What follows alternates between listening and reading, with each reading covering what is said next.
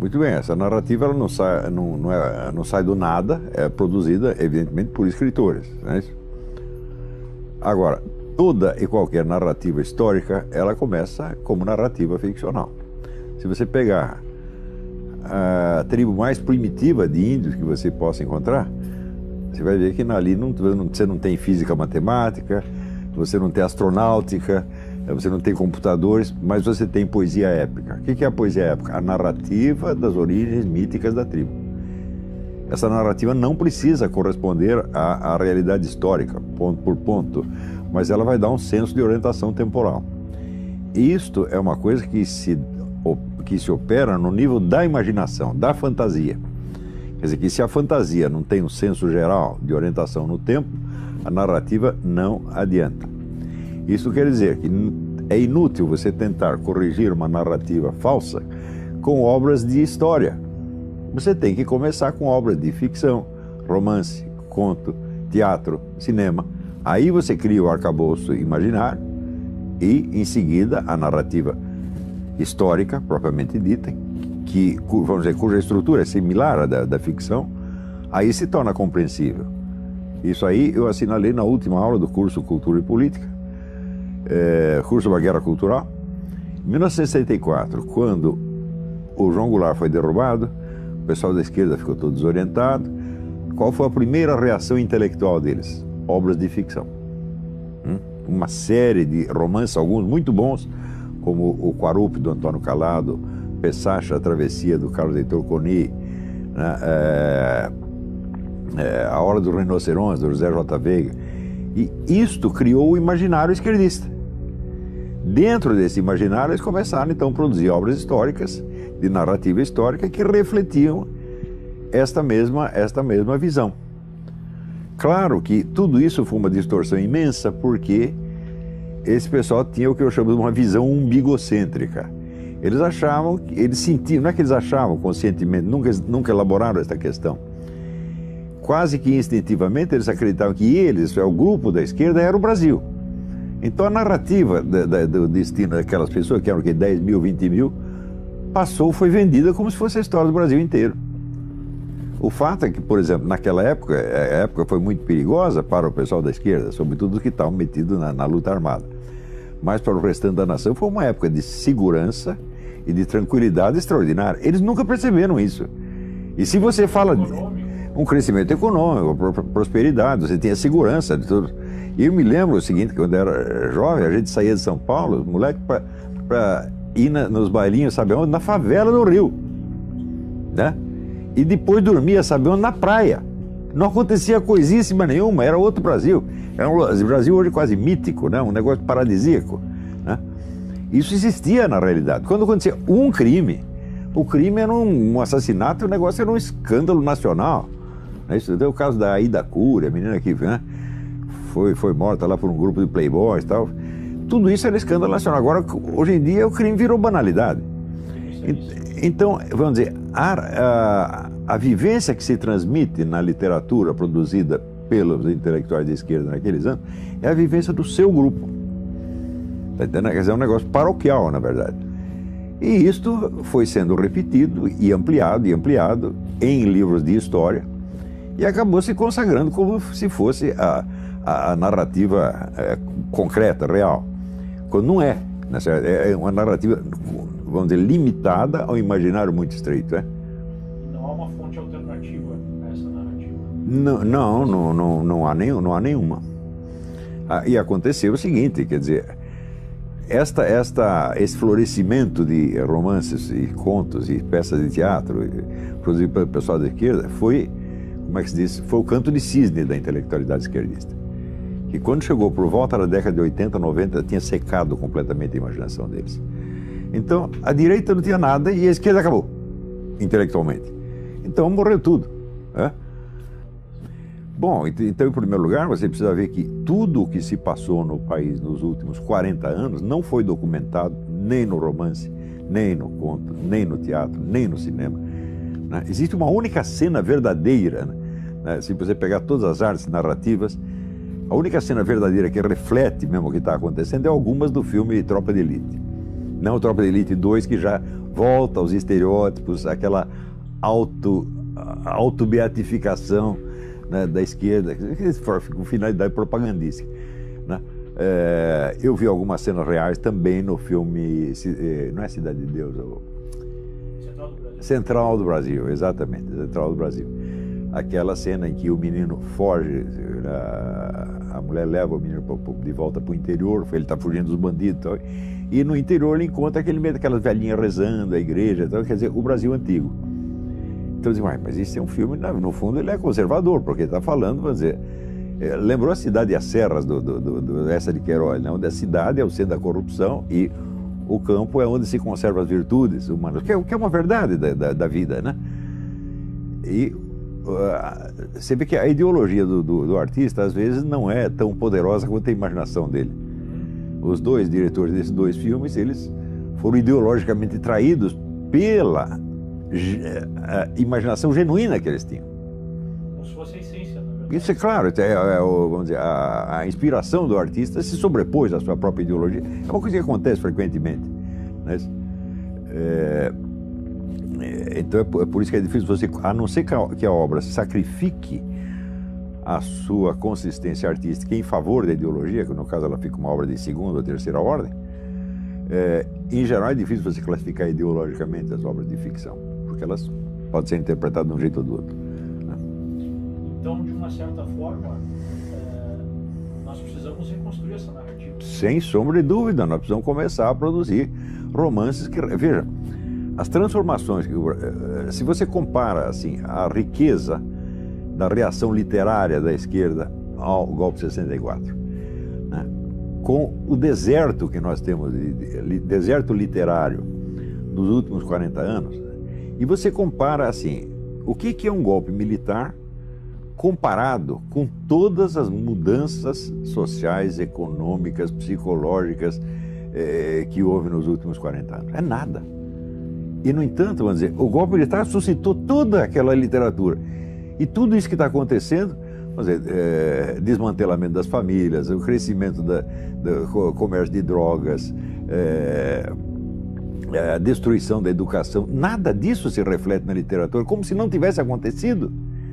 Então, quer dizer, a imaginação nacional, ela secou, ela está paralisada, ela não reage mais aos acontecimentos. Eu não sei quem foi que disse que os artistas são as antenas da sociedade, eles que têm que captar, mas eles não estão captando nada. Por quê? O pessoal da esquerda não pode refletir o que tem acontecido nos últimos 40 anos, sabe por quê? Porque eles são os autores do que está acontecendo. Não são os que estão sofrendo as consequências. Eles não são os que estão sofrendo as consequências, eles não sofrem consequências nenhuma, está ótimo para eles, né?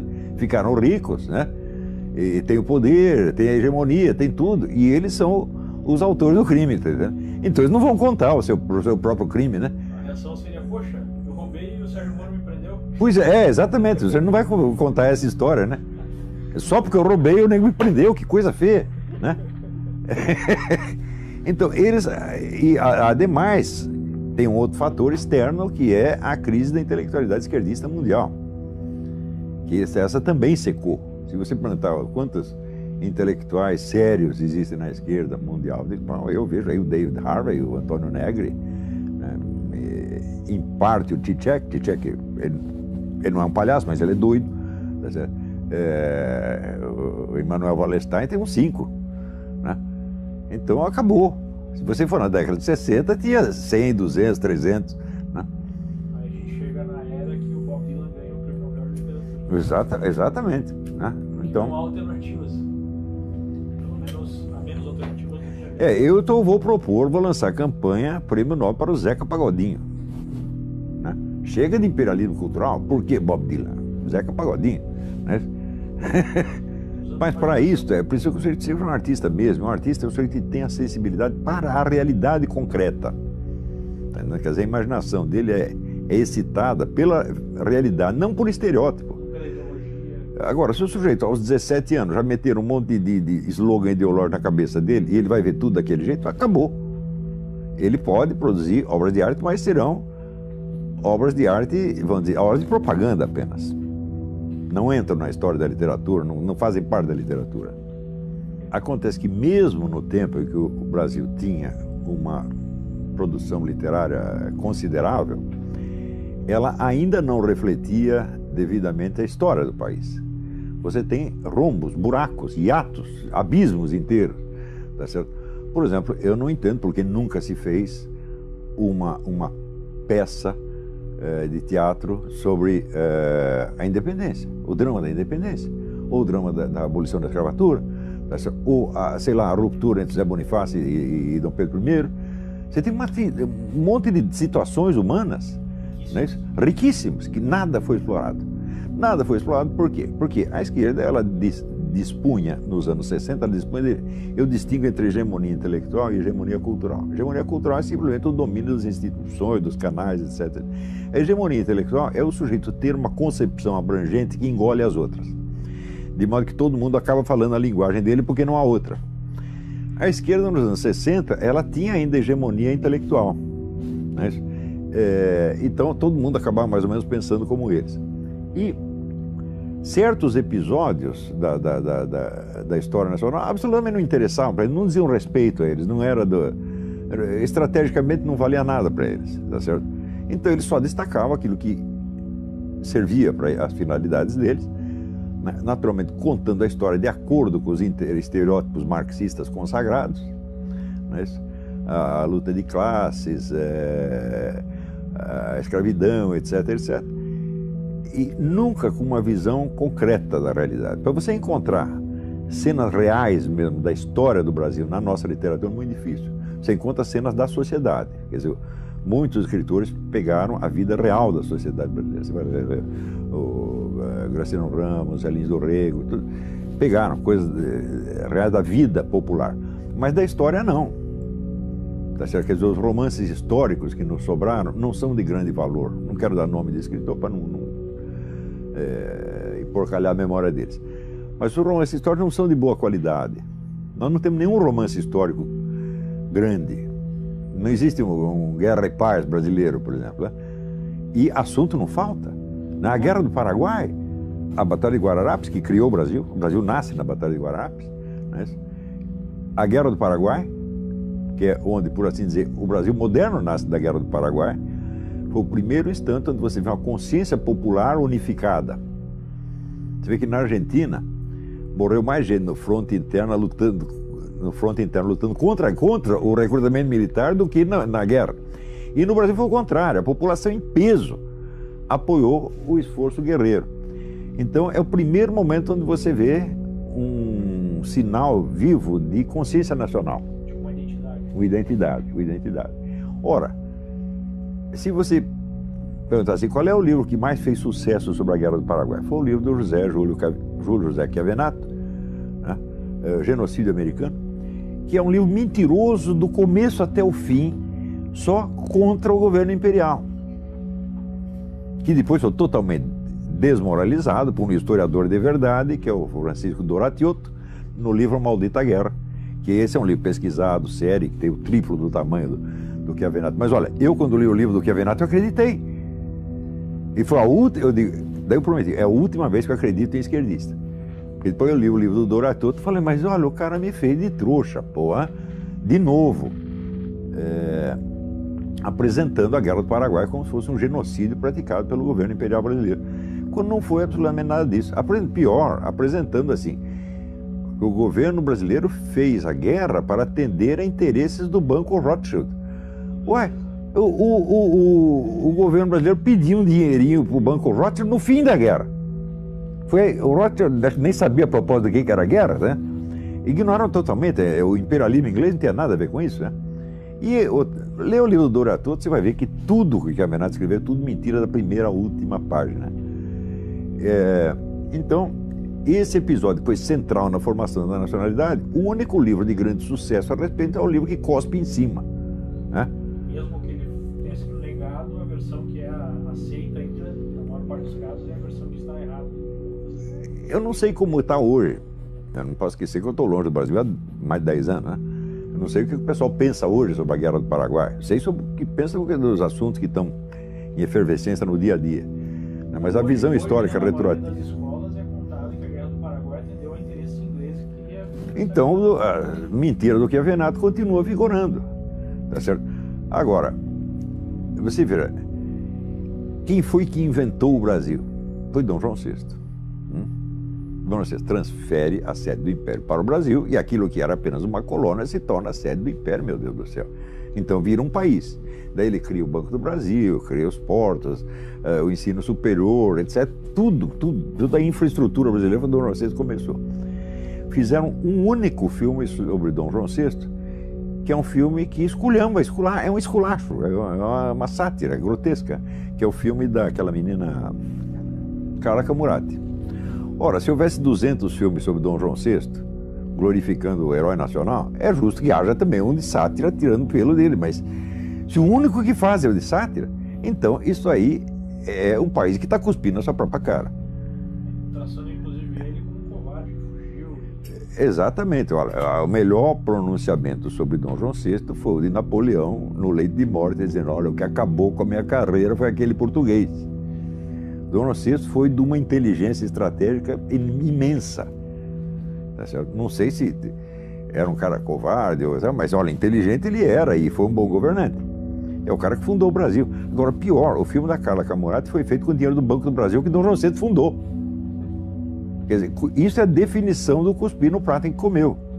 Quer dizer, você tem um masoquismo brasileiro. Uma coisa típica brasileira. Exatamente. Né? E nós damos ouvidos a pessoas que só querem achincalhar com o país, porque elas acham que elas representam um país melhor do futuro, que elas nunca vão precisar fazer.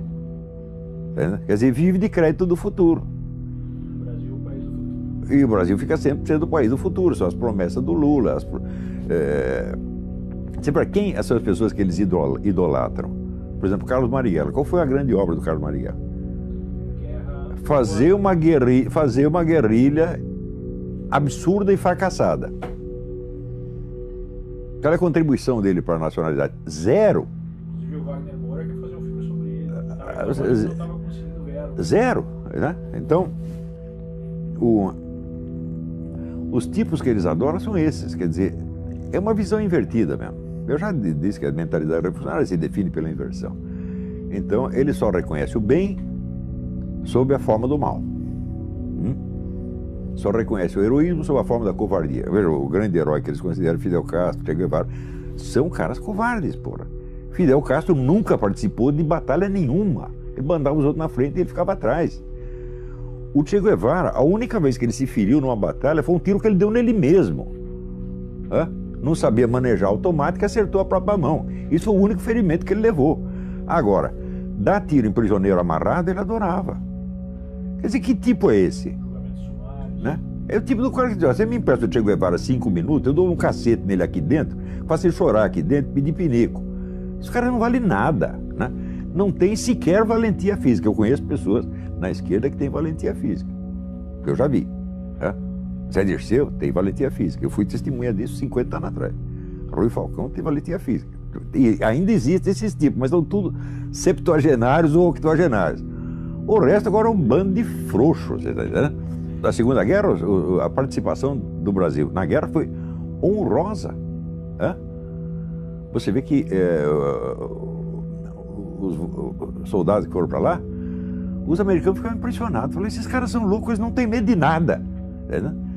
Eles iam, metiam as caras e tiveram um desempenho belíssimo lá. E isso foi também um momento de unidade nacional, quando os caras voltaram da guerra. Você vê, quando a Canção do Expedicionário, composta pelo Guilherme de Almeida, que pessoalmente era um frouxo, mas como poeta tinha uma bela imaginação. O que é a Canção do Expedicionário? Ele pegou versos de canções e poesias populares no Brasil, costurou todos, dando um senso de unidade nacional.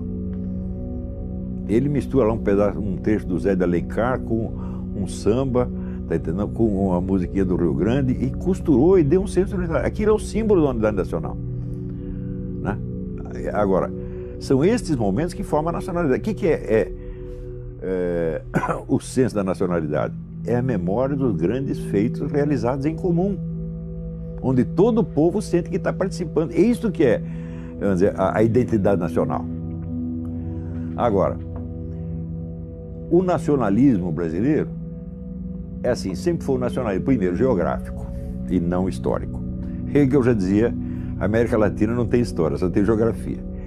Então é um nacionalismo idiota, feito de orgulho do território, como se nós tivéssemos feito o território. As nossas matas, o ouro, os minerais, o petróleo é nosso, a Amazônia é nossa. Quer dizer, é um negócio geográfico. Em segundo lugar, é um nacionalismo ressentido, que não é um nacionalismo, é um anti-americanismo apenas. Então, nós não temos, pelo menos no século XX, não temos uma verdadeira cultura nacionalista que teria que ser feita em torno dos valores nacionais efetivos, condensados nesses momentos em que o povo fez o seu próprio destino. Ó, essas marchas de março de 2015 são um momento épico. Foi perdido, claro, foi abortado, mas o que aconteceu, aconteceu. Então, estes momentos marcam o senso da nacionalidade. Não, a República foi uma palhaçada, desde o início. Ó, você vai lá no Rio de Janeiro, você olha o Paço Imperial, que é onde morava o imperador, e depois você vai olhar o Palácio do Catete. O Paço Imperial, o que é? Uma velha casa de fazenda, onde o imperador morava com toda a modéstia, sem gastar dinheiro público. Fizeram a República, daí os generais, não, vamos comprar um palácio, vamos ser os gostosões. Começaram a gastar dinheiro público, começou a corrupção desgraçada, que no Império não tinha, tá certo? E o Brasil caminhou de golpe em golpe, de revolução em revolução, e nunca mais estabilizou, não teve 5 anos seguidos de democracia e de ordem, meu Deus do céu. Então você quer saber o que foi a República? Uma bela porcaria. Claro, eu não sou idealizador da monarquia. A monarquia fez erros monstruosos, né? E, em primeiro lugar, a perseguição à Igreja Católica. A Igreja Católica no Brasil no século XIX era corrupta, todo padre tinha 3, 4 amantes, né? Os filhos do padre, um personagem popular. Tá? Chega um sujeito, um núncio apostólico, quer botar ordem no coreto, o que o governo faz com ele? Põe na cadeia, pô. Foi o Dom Vital. Quando teve a independência, o Brasil tinha 3.000 monges. Quando chegou no dia da República, tinha 8. O governo imperial não deixava os superiores das ordens religiosas fiscalizar o que estava acontecendo dentro, não deixava fundar novas escolas religiosas. A igreja estava acabando. A República veio de um acordo entre a igreja e uma parcela da maçonaria, porque ali era todo mundo maçom, o imperador era maçom, o republicano era maçom, todo mundo maçom. Então tem uma briga interna na maçonaria e a igreja se aliou com uma parte e apoiou a República. Né? Foi um tiro no pé, evidentemente um tiro no pé. Mas... Então, nós podemos dizer que muito do que a gente vê hoje na política brasileira surgiu ali. Claro. Você dificilmente encontra no Brasil algum político, algum estadista que tenha uma visão integral do Brasil. Geralmente a visão é paroquial, ele vê um pedacinho que é a classe dele, o grupo dele. Como pessoa da esquerda, ele só vê o seu próprio umbigo. Ninguém procura captar o Brasil inteiro. Né? Para isso, evidentemente, você não precisa ter viajado o Brasil inteiro. Um pouco de imaginação basta e um pouco de estudo basta para você entender como é que as pessoas sentem. Né? Você vê, por exemplo, você vai no Rio Grande, o Rio Grande tem uma certa consciência histórica. Sabe por que eles têm a consciência histórica? Porque a sua história foi condensada numa grande narrativa épica que é do Érico Veríssimo, O Tempo e o Vento. Então você não é obra de história, é uma obra de ficção, mas é a epopeia do Rio Grande. Todo gaúcho leu isso e ele tem isso na memória. Então você vê, até eu, quando ia no Rio Grande, eu ouvia os caras cantando no Rio Grande, eu mesmo me emocionava, porque eu me sentia participando da história. Agora, tem isso em São Paulo? Tem isso no Rio? Já não tem mais. O Rio tinha, acabou. Estado nenhum tem esse senso de unidade histórica. Nem em Minas Gerais você encontra muito isso mais. Sobrou só no Rio Grande. A unidade, a concentração do poder substitui o senso de identidade nacional, meu Deus do céu. Quer dizer, se não existe uma unidade de sentimento no povo, alguém tem que criar uma unidade artificial e impor. Por exemplo, Brasília. Brasília é uma aberração total. Brasília matou o Brasil. Né? Eu considero o Juscelino Kubitschek uma das maiores bestas quadradas que já houve na história do Brasil. Porque o Rio de Janeiro, ele era a síntese do Brasil. Se você pegar, por exemplo, a literatura brasileira, ela é toda feita de sujeito que saiu do Amazonas, do Ceará, do Rio Grande, aí foi parar no Rio. E aí no Rio você tinha o diálogo entre várias culturas do Brasil. Né? Quando mudou para... Claro, claro. Agora mudou para Brasília, criaram lá um tipo de arquitetura que torna uma manifestação popular quase impossível, porque está longe e os edifícios são dispostos de tal maneira que o povo não tem sequer acesso. Vocês viram isso em março de 2015, não é isso? Agora, se o governo estivesse no Palácio do Catete, ele caía em 24 horas. Tá entendendo? Então criaram uma capital para ser uma ditadura. Existe um livro feito por 2 arquitetos soviéticos, cujo nome não me ocorre agora, são 2 nomes complicados, que chama Cidade Comunista Ideal. É o modelo de Brasília. E foi isso que eles fizeram lá. Quer dizer, você chama um negro comunista para fazer a capital do país. Ele vai fazer o quê? Uma arquitetura comunista, evidentemente. E acabou virando um símbolo nacional pela falta de outros símbolos nacionais. É um falso símbolo nacional. Brasília não condensa nada da nacionalidade. Você vê ali algum sinal da velha arquitetura brasileira? O grande arquiteto que condensa a arte da arquitetura brasileira é o Zanini, não o Niemeyer. O Zanini trabalha com material nacional, aliás, só lida com matérias-primas do local, tá certo? Então, quer dizer, este é o arquiteto que personifica o Brasil. Claro, existem outros, evidentemente, né? Eu gosto muito do Marcos de Vasconcelos, tem vários arquitetos notáveis, mas o Niemeyer não é um deles, né? A arquitetura de Niemeyer, como a do tal do Vila Nova Artigas, arquitetura comunista, tá certo? Agora, a arquitetura comunista é a arquitetura para um governo centralizador. Agora, quem está no governo não precisa ser os comunistas, foram os militares que estão ocupando. Eles fizeram a capital e deram para os militares. E daí veio uma ditadura falando, mas vocês fizeram a capital para ser uma capital da ditadura, virou uma ditadura, pô. Bom, o golpe de 64, não houve um golpe de 64, houve 2. Né? Porque ela surge de um movimento popular imenso, ninguém mais aguentava o governo João Goulart, que realmente estava desmantelando o país. Então, fizeram o que foi até então a maior manifestação popular da história e derrubaram o governo com a promessa de fazer novas eleições em 6 meses. Depois de 6 meses, decidiram que era melhor ficar por lá mesmo. E ficaram 20 anos, meu Deus do céu. O que você espera que aconteça? Que eles saiam de lá com grande popularidade? Até que saíram, tiveram popularidade até o governo Médici. O presidente Médici, do qual se fala tão mal, ele, na última semana de governo, ele tinha 82% de popularidade. Depois, com o Geisel e Figueiredo, a coisa foi caindo. Quando eles saíram, não tinha popularidade nenhuma. Está todo mundo por aqui com eles. E olha, tem um ditado que diz que o hóspede não deve ficar na casa mais de 3 dias, porque no 4º dia já começa a encher a paciência. Os militares cometeram esse grande erro, disseram, nós vamos ali resolver o problema e vamos para casa. Ficaram lá 20 anos, meu Deus do céu. Por quê? Se tivesse eleição, quem ganharia a eleição? Carlos Lacerda. E daí surgiu Silmeira, o Castelo Branco teve ciúmes do Carlos Lacerda, que era um homem brilhante, um orador extraordinário, tá certo? E um homem de uma valentia física que acho que nem o Milico tinha 1/10 daquilo. Ficaram enciumados com o homem e decidiram acabar com a carreira dele.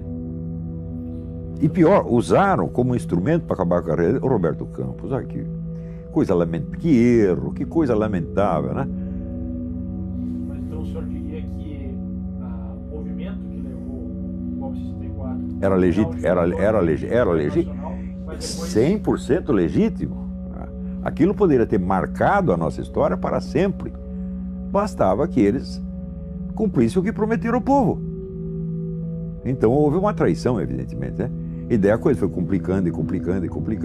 E pior, ao longo de todo esse tempo, eles foram bons na economia, em certos aspectos técnicos. Por quê? Porque eles tinham as pessoas qualificadas, eles tiveram excelentes ministros da economia. Mário Henrique Simons, o Delfim Neto, o João Paulo Reis Veloso. Esse pessoal eles tinham os melhores economistas.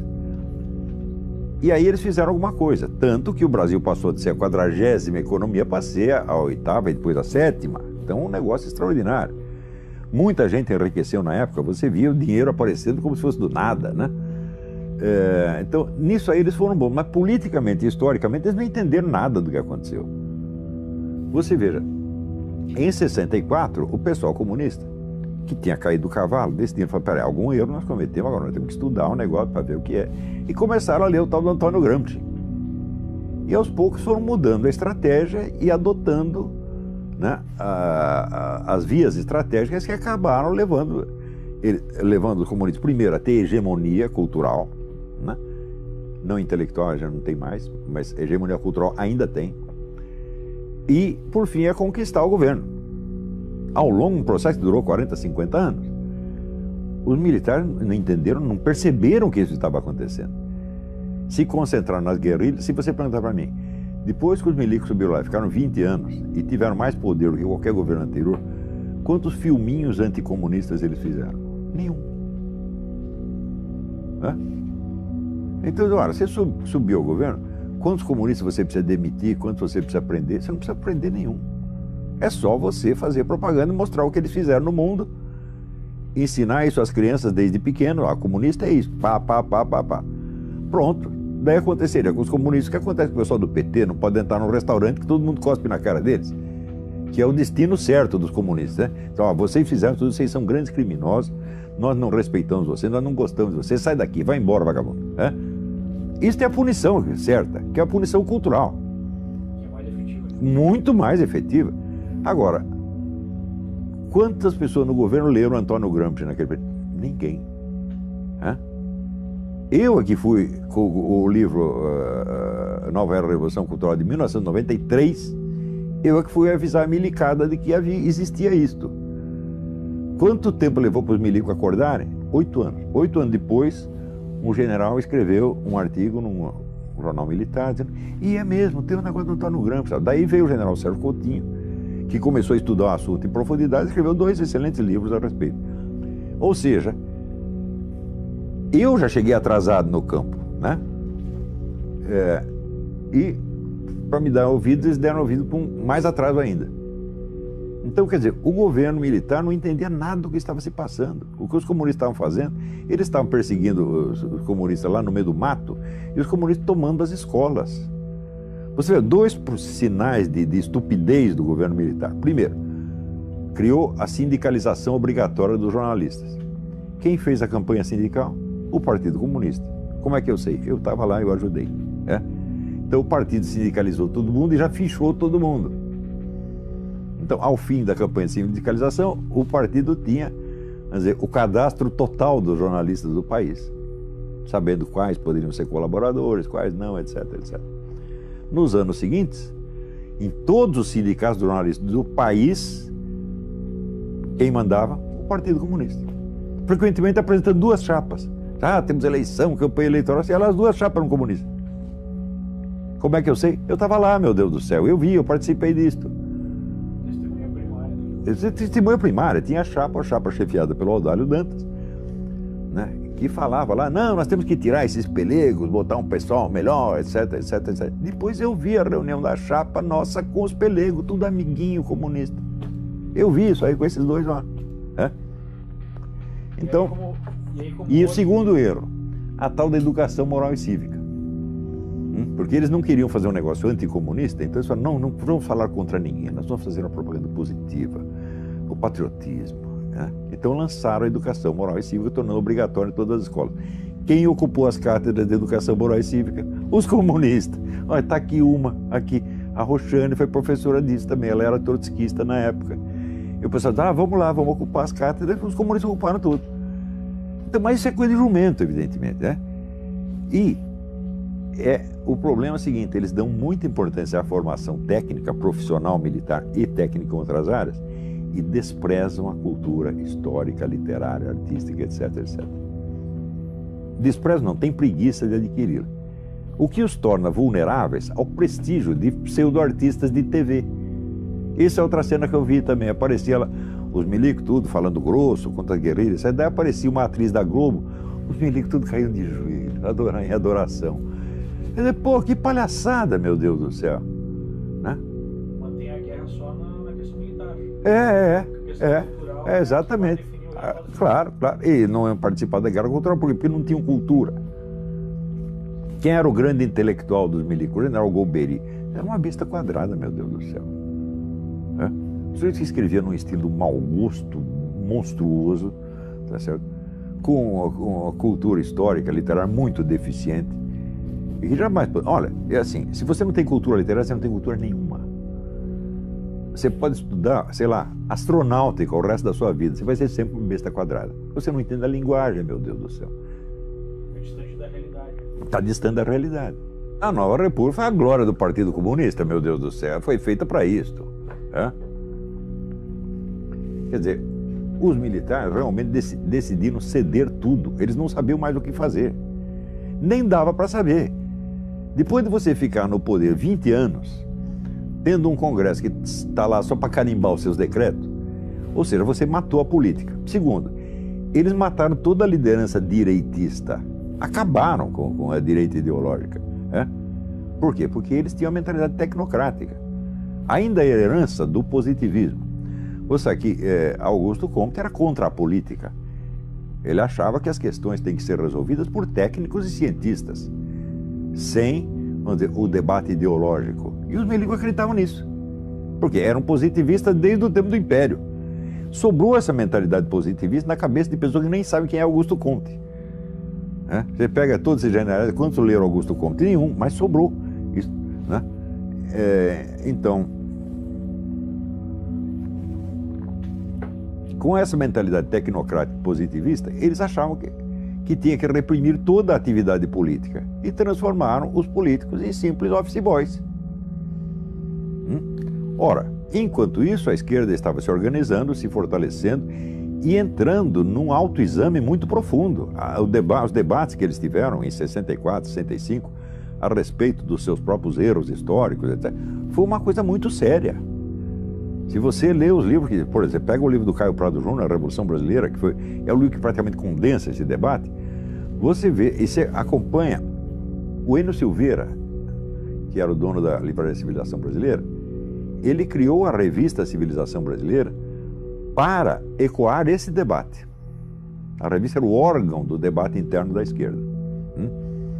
Então, se você lê a coleção dos 12 primeiros números dessa revista, você vai ver a seriedade com que os caras se dedicaram a isso. Então, a esquerda estava se organizando e se fortalecendo ideologicamente, culturalmente, estrategicamente, enquanto o governo, os gênios, os golberis, desmantelavam ideologicamente a direita. Se concentrando na tecnocracia. Então, quando os milicos largaram a rapadura, quem pegou a rapadura? A única força política que existia, que era a esquerda. E veio já com duas caras, como é próprio. Por que você acha que marxista, comunista, estuda dialética? Dialética é a arte de você pensar duas coisas ao mesmo tempo, nunca uma só. Então, quando se cria, por exemplo, o PT e PSDB, já foi com essa ideia. O Lula sintetizou isto há muitos anos atrás, quando ele disse: eu e o José Serra inauguramos uma nova modalidade de política. Qual é a nova modalidade de política? Nós dividimos o território. Você governa um pouco, eu governo um pouco, mas é sempre nós. E isso está em vigor até hoje. Quem foi o grande vencedor das últimas eleições? O PT caiu, quem subiu? PSDB. Ou seja, ainda continuamos, a velha divisão de território continua em vigor. A velha divisão de território continua em vigor. E o que disse o FHC a semana passada? O PSDB tem que se unir ao PT para bloquear o avanço da direita. Então, tudo o que foi feito contra o PT, contra o Foro de São Paulo, foi torcido para virar agora o quê? A favor deles e contra a direita, o que eles chamam de a direita. Que é terminantemente contra a prisão do Lula. Sim, certamente. Não começa com o comunismo, começa com o positivismo. O regime ideal do Augusto Comte era uma ditadura tecnocrática, uma ditadura apolítica, uma ditadura de cientistas e técnicos. Então, quando caiu o Império, você vê que no Império você tinha uma atividade política intensa. Você lê, por exemplo, o texto do Machado de Assis, O Velho Senado, onde ele descreve a sua experiência juvenil de repórter político, e você vê o nível das discussões na época. Veja o nível dos políticos que tinha na época, o Joaquim Nabuco,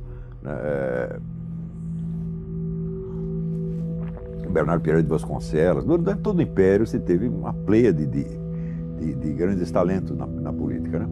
Na República já começa a cair o negócio. Tá? tá certo? E à medida que este projeto positivista vai se ligado aos militares, mas também absorvido pelo Getúlio Vargas.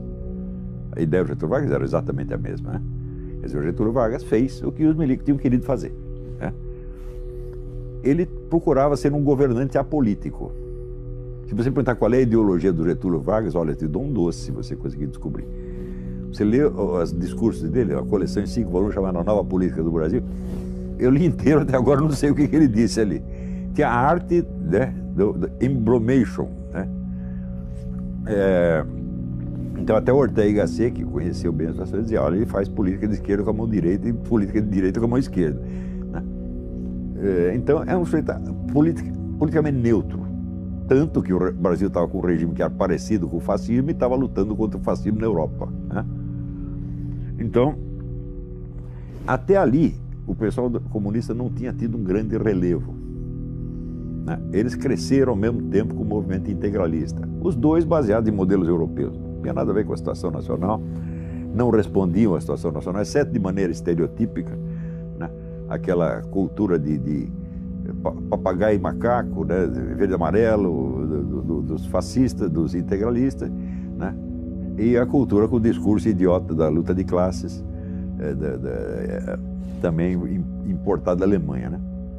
Através da França. Então, até aí você só vê alienação. Pessoas que estavam prestando atenção no que acontecia mesmo eram muito poucas, né? Os comunistas começam a ter força a partir de 64. Ou seja, apesar de existir o Partido Comunista e ter uma prisão no Brasil, ela não era relevante. Não, o Partido Comunista não tem, ele era assim, elegia 2, 3, quando elegia 3 deputados, era uma glória, né? Então, era uma força irrelevante. O Partido Comunista começa a ter importância na hora em que ele descobre a hegemonia cultural. Entendeu? O Antônio Gramsci descobriu o óbvio, quer dizer, quem domina o imaginário popular domina a mente popular, quem domina a mente popular domina a conduta política, que é assim, o efeito do efeito do efeito do efeito. Então eles se dedicaram seriamente a ocupar o quê? As universidades, o movimento editorial, a condensar no grupo deles todo o prestígio cultural existente e boicotar os adversários, isso faz parte da estratégia do Gramsci, não deixar o inimigo falar. Então, por volta dos anos 70, 80, eles já tinham a hegemonia cultural completa. Eles dominavam, por exemplo, toda a mídia. Isso é um negócio fantástico. Quem seguiu a estratégia, digamos assim, soviética, foi derrotado na luta armada. Não, a estratégia soviética era ao contrário, era pacifista. Era o partidão do Luiz Carlos Prestes. Mas não era... Na época, fizeram alarde como se fosse uma ruptura dentro. Não foi uma ruptura, estava tudo combinado. Vocês vão por aqui, eu vou por ali, lá para diante. Quem ganhou, ajuda o outro. Não é isso? A guerrilha se ferrou, então ela foi integrada na política do partidão a título de propaganda. São os mártires, etc, etc. Mas nunca teve uma esperança de ganhar essa... Não, guerrilha nenhuma tem esperança de ganhar. Guerrilha não é para ganhar. A guerrilha é sempre um instrumento auxiliar da política. Ela é para obter objetivos políticos. Por isso que esse famoso acordo de paz aí da Colômbia é uma farsa. Porque o acordo está dando para eles tudo o que eles queriam e que, pela via armada, jamais conseguiriam. É vitória definitiva. É vitória definitiva. Tá certo? Então, tá na cara que o Santos se vendeu, né? Então, as guerrilhas foram feitas para fracassar e facilitar. Elas foram um boi de piranha. E o governo vai em cima das guerrilhas e deixa o pessoal, enquanto isso, ocupar a universidade, ocupar movimento editorial, ocupar órgãos de cultura e tudo. Você vê, durante o regime militar, a esquerda dominava a mídia brasileira 100%. Você não tinha um único diretor de jornal que fosse direitista. Nenhum. Para não dizer que não tinha nenhum, tinha 2 de um jornal experimental falido que foi a Folha da Tarde, que não vendia 3.000 exemplares. Só quem lia eram os diretores e as mães deles. O resto era tudo esquerdista. E eles dominavam, então, a grande mídia e, ao mesmo tempo, dominavam a mídia nanica alternativa, fazendo de conta que estavam contra a grande mídia, que eram eles mesmos, meu Deus do céu. Estou falando, esse negócio de raciocinar por 2 vias, isso é característica comunista. está combatendo um lado aqui, você não está vendo o outro. E com isso eles fazem de trouxa liberal, conservador, todo mundo, né? E continuam fazendo. Então, qual era o meu ponto que você queria que eu... Não, exatamente em que momento a introdução, tipo, fazendo um paralelo com... A entrada do Antônio Gramsci no panorama mental brasileiro foi um negócio devastador. Foi esse o ponto marcante? Sem sombra de dúvida. O golpe de 64, tá certo? Deu a eles, vamos dizer, a chance desse reexame em profundidade, de uma reestruturação completa, que passou totalmente despercebida do governo. Porque esta não era a função, evidentemente. Então, você vê, um governante comunista que é eleito democraticamente num sistema democrático normal, ele tem a função dupla. Ele tem satisfações a prestar aos seus eleitores de modo geral e ao seu partido em especial. E as duas coisas são conflitantes, evidentemente. Tá certo? Então, no caso do Lula, ele não foi eleito para implantar o socialismo. Todo mundo disse isso. Você pega os documentos internos do partido, ninguém disse para o Lula transformar o Brasil num país socialista. É absolutamente impossível. Tá certo? Então, qual era a função dele? Primeiro, fortalecer o partido, a esquerda, acumular poder. Através do quê? Do roubo. Isto, muito antes do PT chegar ao poder, eu dizia o seguinte: você quer ver o que é corrupção? Põe o PT no poder. Porque a obrigação número 1 dele vai ser roubar para fortalecer o partido. E ele vai cumprir essa obrigação. Então, não foi um desvio das metas do PT, foi o cumprimento exato do programa. E segundo, fortalecer a esquerda latino-americana através do Foro de São Paulo. Ele cumpriu as duas missões brilhantemente, ninguém reclamou, só reclamaram quando começou a doer no bolso, mas aí já era tarde, já tinham roubado tudo. Qual é a origem dos dois? O Chávez é um oficial das Forças Armadas. Ele tinha apoio militar. O Lula não tinha. Os milicos não estavam contra ele, mas também não estavam a favor, não iam dar um tiro para defender o Lula.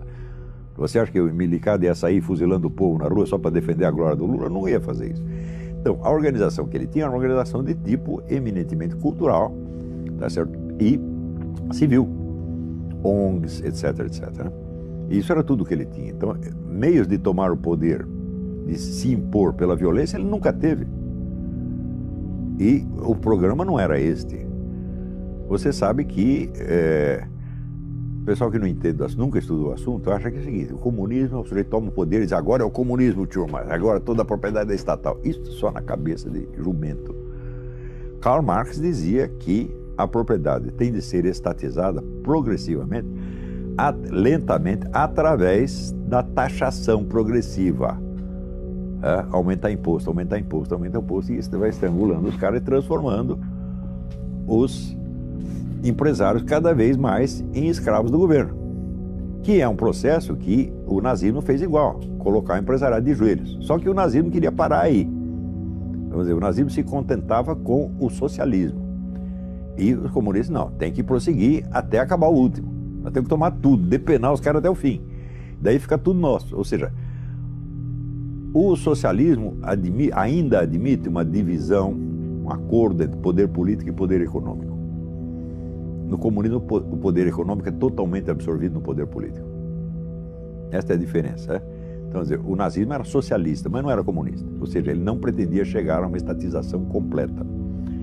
O comunismo diz que pretende chegar, mas não pretende chegar. A estatização completa é uma cenoura de burro. Ela é impossível. O von Mises já demonstrou isso aí em 1920, no livro Socialismo, Análise Econômico-Sociológica. O raciocínio dele é muito simples. Se não existe mercado, as coisas não têm preço. Se não tem preço, não tem cálculo de preço. Se não tem cálculo de preço, não tem planejamento econômico, portanto não tem socialismo nenhum.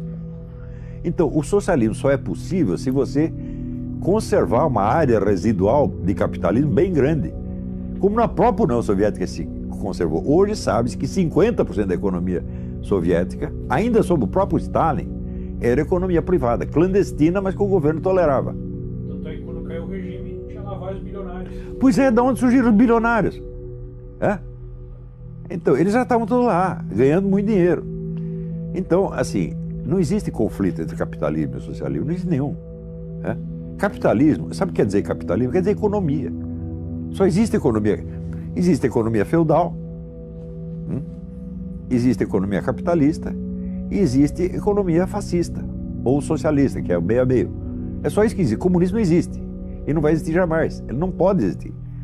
Não só porque é materialmente impossível, mas porque se a Revolução Comunista alcança os seus objetivos, alcança o seu poder total e diz agora estamos na plenitude do comunismo, então eles não têm mais esse futuro em nome do qual eles podem exercer a sua autoridade no presente. Eles não representam mais o futuro, eles representam apenas o governo presente, então eles viraram telhado de vidro. Então o que é? O comunismo é para ser empurrado com a barriga ad eternum. Tá certo? Tudo isso é um engodo monstruoso, né? E é uma coisa que você não precisava esperar a experiência de um século para saber que é assim. No próprio conceito do comunismo, conceito abstrato do comunismo, tal como Karl Marx o define, você já vê essa contradição ali desde o início.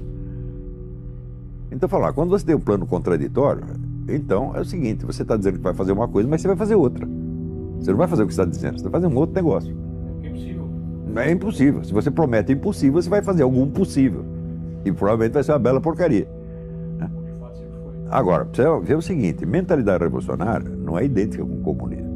Ela é muito anterior ao comunismo, né? E ela transcende o movimento comunista de uma maneira extraordinária. Isso é um ponto assim que você não perguntou, mas eu vou responder. Que é o seguinte, o que é a revolução? Uma revolução é uma proposta de uma reestruturação total da sociedade por meio da concentração de poder. Se falta um desses dois elementos, a reestruturação total da sociedade ou a concentração de poder, não é uma revolução, é um outro processo qualquer. Ora, a tentação revolucionária, quer dizer, a tentação de remodelar a sociedade por meio da concentração do poder, não é exclusiva dos comunistas. Existe um forte elemento disso dentro do próprio capitalismo. Quer dizer, cada mega capitalista é um revolucionário nesse sentido. E usando meios que normalmente não são considerados políticos, por exemplo, a tecnologia. Você vê, esta semana está uma discussão, até o Stephen Hawking falou alguma coisa a respeito, que essas grandes empresas de informática estão querendo criar robôs que sejam mais capazes do que os seres humanos e mais fortes fisicamente do que os seres humanos. Então daí surge o negócio mitológico, os robôs dominam os seres humanos. Isto é um topos, é um lugar comum que apareceu até na revista Mickey, né? Mickey, Pato Donald falar disso. Mas é claro que quem vai dominar os seres humanos não são os robôs, são as empresas que os fizeram.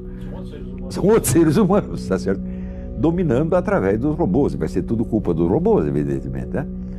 Então o que é isso? É uma concentração de poder, tá certo? Para remodelar a sociedade totalmente. Outra coisa. As empresas de automóveis estão anunciando que por volta de 2025 não haverá mais carros dirigidos por seres humanos. Todos os carros serão inteligentes. O que significa isto? Todos os carros estarão ligados a uma vasta central informática e essa central saberá para onde todo mundo está indo e ela poderá parar qualquer carro a qualquer momento. Stalin nunca teve essa ideia. Se contassem isso para o Stalin, dizia, oh meu Deus do céu, é isso que eu estou procurando. Então quer dizer que uma empresa capitalista pode realizar uma concentração de poder muito maior do que o socialismo jamais imaginou. E hoje, todos querem isto.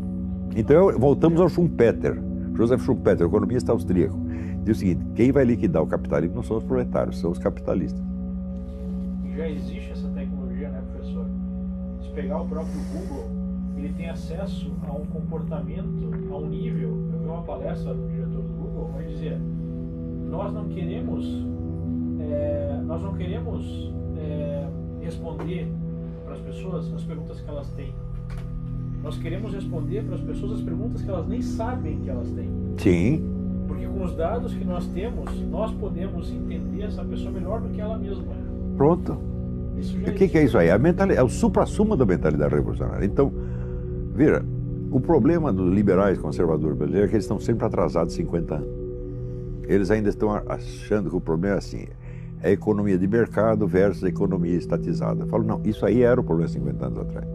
Agora você tem outros meios de concentração de poder que passam por cima desta questão, tá certo? e soam como música aos ouvidos socialistas, né? Por que você acha que essas mesmas empresas, mesmos grupos empresariais, soltam dinheiro para a esquerda a rodo? Porque estão fazendo a mesma coisa.